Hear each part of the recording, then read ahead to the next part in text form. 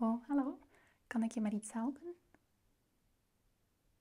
Ja, je wenst graag een beetje meer informatie over bepaalde plantjes. Oké. En naar welke plantjes ben je op zoek? Kamerplanten? Oké. En qua grootte?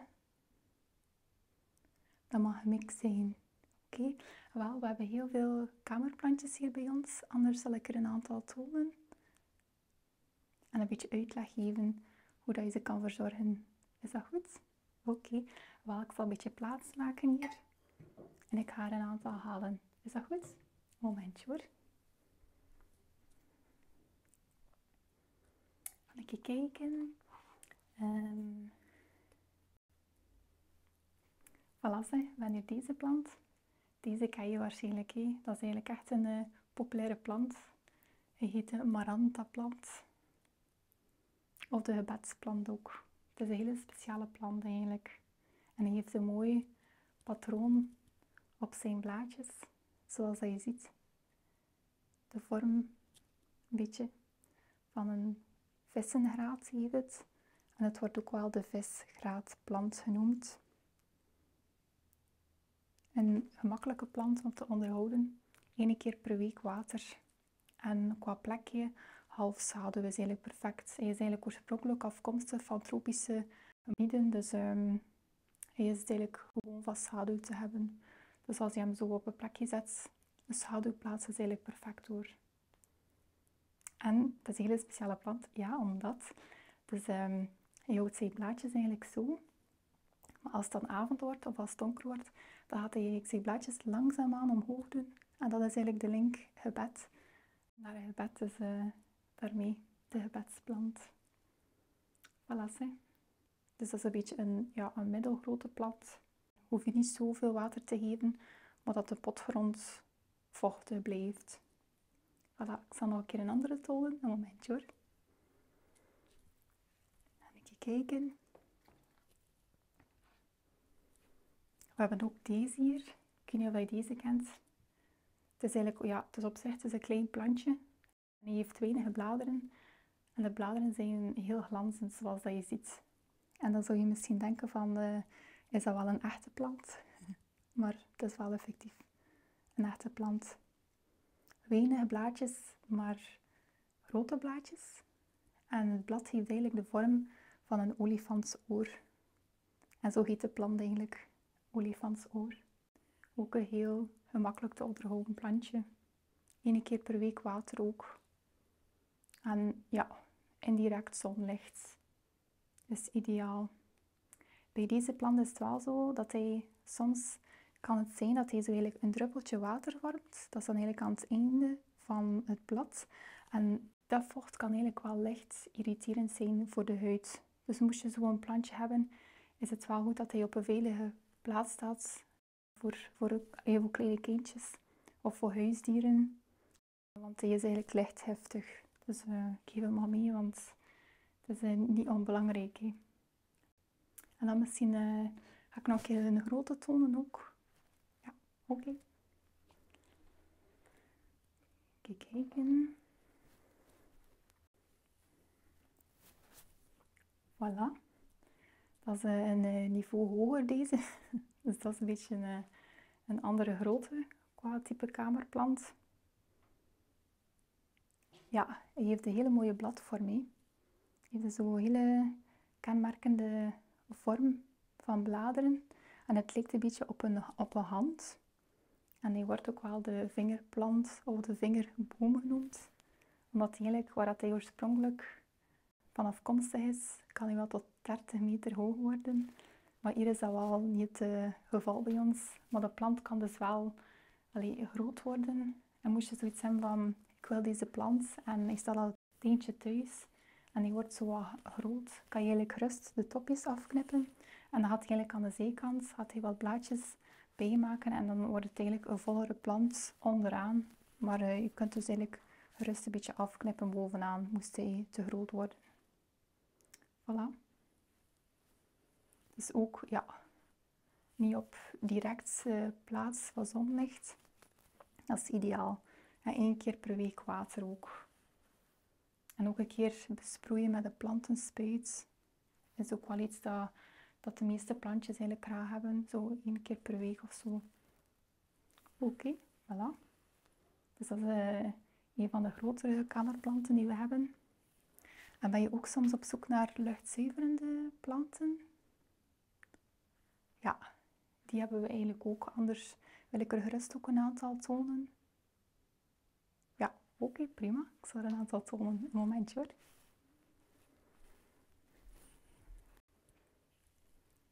Deze ken je waarschijnlijk ook.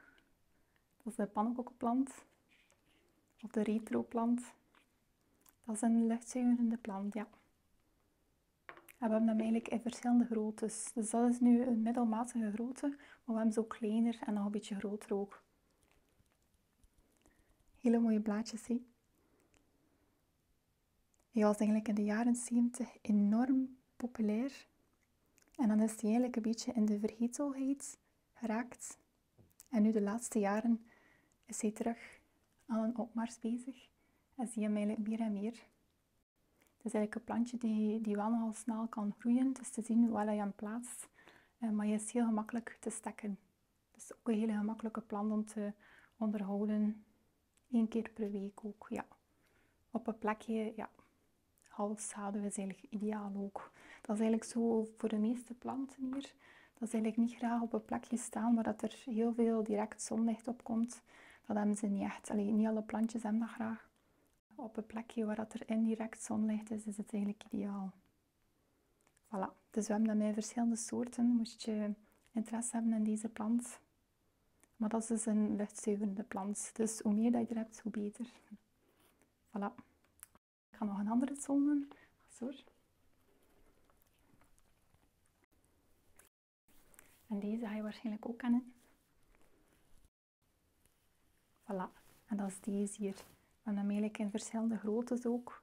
Dat is nu eigenlijk nog op zich een klein plantje. Maar je kan dus nog wat groter worden. Maar we hebben ook nog kleinere ook. En dat is de graslelie. Die heb je waarschijnlijk ook al gezien. Dat is echt een enorm zuiverende plant. Je kan eigenlijk tot 95% van alle stofjes zuiveren in de lucht. Dus moest ik een plantje aanraden qua luchtzuivering, dan zou ik zeker wel deze aanraden, want dat is echt een hele goede luchtzuiverende plant. Dus je moet er maar een keer over nadenken. Dus we hebben hem in verschillende groottes. Het is een hele gemakkelijke plant, ook 1 keer per week water geven. En het leuke is ook, als hij zo wat groter is, dan gaat hij zo aan het uiteinde gaat hij eigenlijk een jong, nieuw plantje vormen. En dan kan je er eigenlijk gemakkelijk die plantjes gaan stekken. Ik heb zo'n voorbeeldje, ik ga het anders een keer tonen. Ik heb hem hier ergens. Ja, voilà. Kijk, dus dit is eigenlijk zo'n stekje, zoals je ziet. Dat is zo de wortel. En dat groeit dan eigenlijk aan een van de uiteindes van het plantje. En die kan je dan gewoon in water stoppen, zodat de wortel groeit en gaan planten. Voilà, dus dat is zo'n baby graslelietje. Voilà.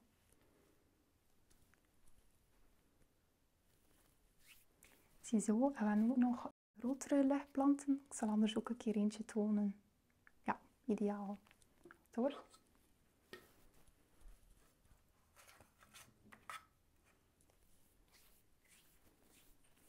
En hij staat hier. Voilà. Dat is ook een beetje een grotere plant. We hebben hem eigenlijk in 3 verschillende soorten. En je gaat dat zien, ze staan eigenlijk daar. En ze hebben eigenlijk verschillende kleuren qua blad. Dus het zijn 3 soorten. Deze zie je eigenlijk vaak op kantoor, maar hij werkt dus ook perfect als kamerplant. Het is ook een luchtzuiverende plant. En ook 1 keer per week water, ja.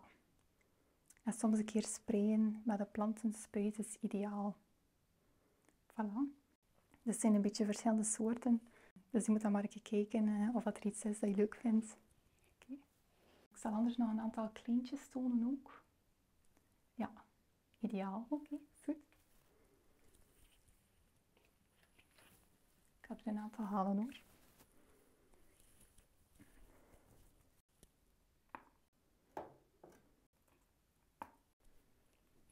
Voilà, zie. Hier ben ik met de kleinere kamerplantjes. Een beetje een greep uit ons aanbod, wat het meeste wordt verkocht. Het zijn eigenlijk allemaal verschillende soorten, maar ze staan dus graag op half schaduwplaats.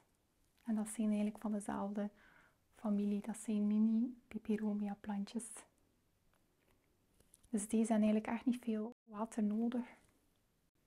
Dus het is eigenlijk een mix. Deze is een beetje groter hier, zoals dat je ziet. Maar dus ook 1 keer per week water. En soms een keer sproeien is ideaal met water. Voilà, dan moet je maar een keer op je gemak kijken. Oké. En ben je ook op zoek naar potjes voor bij de plantjes? Ja? Wel, anders, ik zal er ook een aantal tonen die dan eigenlijk passen bij bijvoorbeeld deze plantjes. En bij grotere, ik zal het anders een keer tonen. Is dat goed? Oké. Ik ga een keer een aantal halen, zeg. Even kijken. Ziezo. Dat zijn de kleine potjes dat we hebben. Dat is een deeltje dat we aanbieden. En ze passen eigenlijk perfect bij de kamerplantjes. Dus je ziet eigenlijk, het zijn eigenlijk verschillende kleurtjes dat we hebben. Ik ga ze je tonen. Dus deze zijn zo'n beetje vintage stijl. Deze zijn van dezelfde soort. En deze zijn die hier mooi samenpassen. Zo met bruine tinten. Voilà, kijk. Dus deze passen eigenlijk perfect voor deze kleine kamerplantjes. Ga ik hier eentje erin stoppen. Bijvoorbeeld deze hier. Voilà, zie je? Past eigenlijk perfect dan qua grootte. En we hebben ook effen kleuren ook, qua potjes dan. Als je dan meer zoiets hebt van, ik hou graag van eigenlijk een effen kleur, passen deze er eigenlijk ook bij. Voilà. Zo. Ik zal anders nog een aantal grote tonen ook. Ja, oké. Even kijken. Een beetje plaats maken.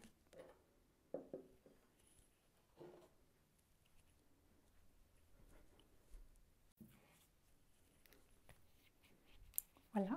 Kijk, we hebben eigenlijk zo'n type potjes. Het is een beetje een andere stijl dan deze. Met de beschermingen ook voor het potje. We hebben daar ook eigenlijk met pootjes. Deze is hier een voorbeeld. We hebben ook zo eentje. Kijk, dat is ook zo met pootjes. Dus het is eigenlijk een mix dat we hebben van groottes en kleuren. En hier past dan eigenlijk bijvoorbeeld, ik ga een keer een plantje halen. Bijvoorbeeld de olifantsoor past hier dan eigenlijk perfect bij. Voilà, zie je? En dan voor de grotere hebben we dan bijvoorbeeld zo een. Kijk, we hebben dan eigenlijk ook zulke. Deze passen dan eigenlijk perfect voor grote kamerplanten, zoals deze hier. Die kunnen er dan eigenlijk in. En het is ook met bescherming voorzien. En het is ook met pootjes. Voilà. En we hebben ook van die manden die je er eigenlijk in kan doen. Dus je kan er eigenlijk ook planten in plaatsen. Ik zal het een keer tonen ook. Dat zijn hier eigenlijk deze manden. Deze heb je waarschijnlijk al... Ja, deze zie je eigenlijk echt heel veel. En je hebt eigenlijk verschillende patronen ook. Dus voilà, en dan kan je eigenlijk zo daar ook een plant in plaatsen. Ik had er dan eventueel een verhoogje en voorzien dat de plant dan een beetje hoger komt te staan. Maar dat is eigenlijk ook een vorm van... Allee, het is geen potje, maar de plant kan er eigenlijk ook perfect in. Als extra decoratie. Voilà. Dus deze manden vind je dan eigenlijk daar. Ja. Voilà.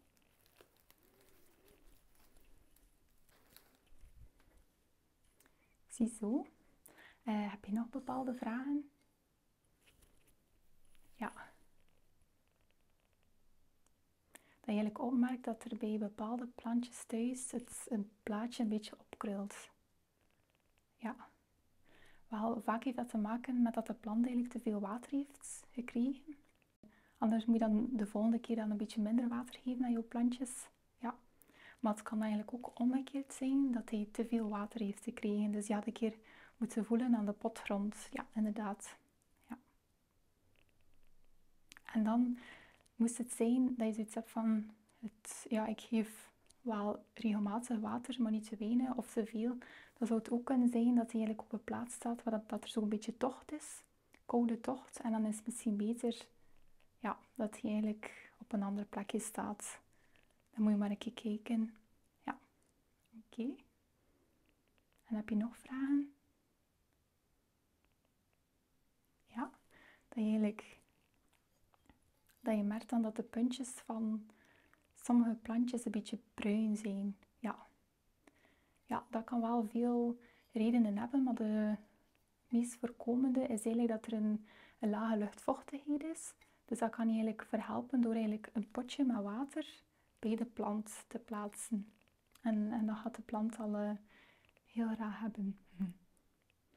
Of het zou ook kunnen zijn, ik weet niet of je leidingwater geeft.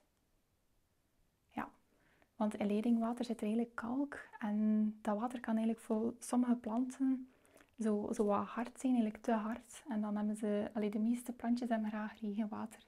Dus moest dat kunnen, dat je regenwater kan geven in plaats van leidingwater, dan is dat al heel goed eigenlijk.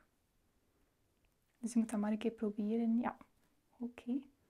Voilà, zeg. Heb je nog vragen? Nee? Oké. Voilà. Ik hoop dat ik je heb kunnen verder helpen in jouw zoektocht naar de ideale plantjes. En moest je nog vragen hebben, je weet me te vinden niet. En mijn collega's gaan je ook zeker graag te woord staan. Voilà, ziezo. Merci om te komen. En misschien tot de volgende keer. Doei!